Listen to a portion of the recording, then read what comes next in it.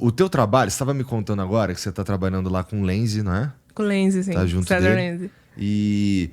E a área do César Lenzi é levemente diferente da tua, não é? Levemente, assim.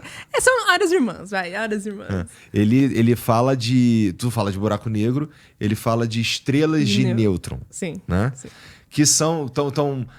dá pra dizer que elas estão pelo menos na mesma categoria? Sim, sim. Elas estão na mesma categoria, sim, né? Sim, estão na mesma classe. Mas tu tá curtindo olhar pra pensar e estudar e conhecer mais estrelas de nêutron? Sim, tá sendo bem legal. Ainda mais porque, assim, eu nunca tinha lidado com matéria antes. É engraçado, porque assim, é engraçado ser astrônomo, porque assim, buraco negro, a gente geralmente estuda o que tá em torno, e a gente considera ali um disco de um gás, um plasma ionizado e pá, e aí estuda os fenômenos desse gás, mas a gente não tá muito preocupado com, tipo, o tipo de matéria, a gente sabe que é plasma. E aí acabou, e é isso que a gente aceita, sabe?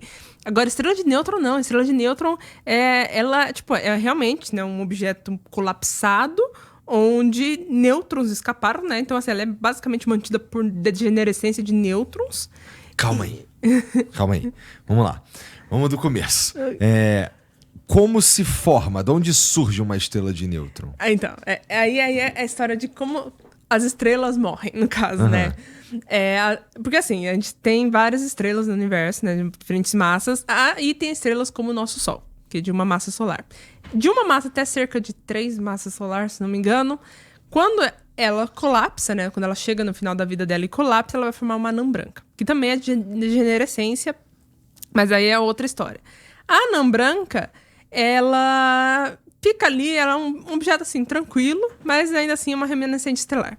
E aí tranquilo no sentido de não enche o saco? Não enche o saco, ela fica... Só quando alguma coisa tá perto dela e puxa a matéria, ou dá matéria pra ela, que ela tem um limite de matéria, 1,4 massa estelar. Passou desse limite, ela explode em supernova. E aí, e elas são muito importantes, esse tipo de supernova tipo 1, que a gente chama, porque são velas cósmicas. A gente sabe distância de galáxias por causa dessas supernovas de anãs brancas. Que interessante, legal. E tipo, que elas têm um brilho, assim, muito específico. Porque supernovas do tipo 2, depende muito da massa, da matéria, tipo, como que era a estrela antes. Agora, a supernova de anã branca, todas vão ser iguais. Você não consegue diferenciar elas, basicamente. Então, você sabe qual é a luminosidade, qual é o brilho, qual é a composição. E aí, quando você olha, é só você medir. Se o brilho que tá chegando aqui é tanto... A gente sabe que a distância é tanto. Entendi. Então, você tem uma vela certinho. Maneiro. Então, elas são importantes, mas elas tendem a não encher o saco. As estrelas de nêutron, aí tem as estrelas um pouquinho maiores, que é de 2 a 8 massas solares, se não me engano. Quando elas colapsam, o centro dela começa a colapsar sob a gravidade, só que não o suficiente para chegar a um buraco negro. Porque um buraco negro é o que colapsa até a singularidade. Elas não colapsam. Só que assim, o colapso ele é tão grande... que os átomos, os elétrons, no caso, nêutron, eles não podem ficar no mesmo estado. Porque existe um princípio na física chamado exclusão de Pauli, que diz que duas coisas não podem ficar no mesmo estado simultaneamente. E tipo assim, um spin-up, spin-down, assim, por exemplo. Não pode ficar. E na estrela de nêutron, isso acontece ao extremo, ao ponto de que basicamente está forçando duas coisas a ficar no mesmo lugar e não pode ficar. Então, e nesse caso são os nêutrons, né? Por isso que o nome é estrela de nêutrons. E ela se mantém, né? Dessa forma por causa da pressão. Então, a pressão gravitacional está empurrando ela. Entendi. E a pressão de degenerescência está empurrando ela para fora. Então, ela mantém um equilíbrio hidrostático, né? Que a gente chama. E ela fica lá. Mas é esse equilíbrio de pressão, né? A pressão gravitacional e a pressão de nêutron. Porque os nêutrons não podem ficar todos no mesmo estado. Mas... Estão sendo meio forçados a isso. Mas estão sendo forçados a isso. E isso é muito legal, porque você consegue entender a matéria ali dentro. E o que o César estuda é um ponto mais além disso. Porque no centro dela, imagina qual é a pressão no centro dela. Se na superfície a pressão já é absurda, imagina no centro. Então, há a possibilidade, assim... que a gente não sabe, não tem observação, mas há a possibilidade de que o centro dela seja de quarks. Ou seja, foi além dos nêutrons, né? A pressão conseguiu quebrar e ir para o mundo dos quarks, E, de novo, tá fazendo pressão para 2 quarks ficar no mesmo lugar. E eles não querem ficar no mesmo lugar, então fica aquela pressão. Então, o Lenz também estuda as estrelas de nêutrons, que seriam estrelas de quark, no caso, né? Que o centro é a estrela de quark. Aí cada um tem uma densidade diferente.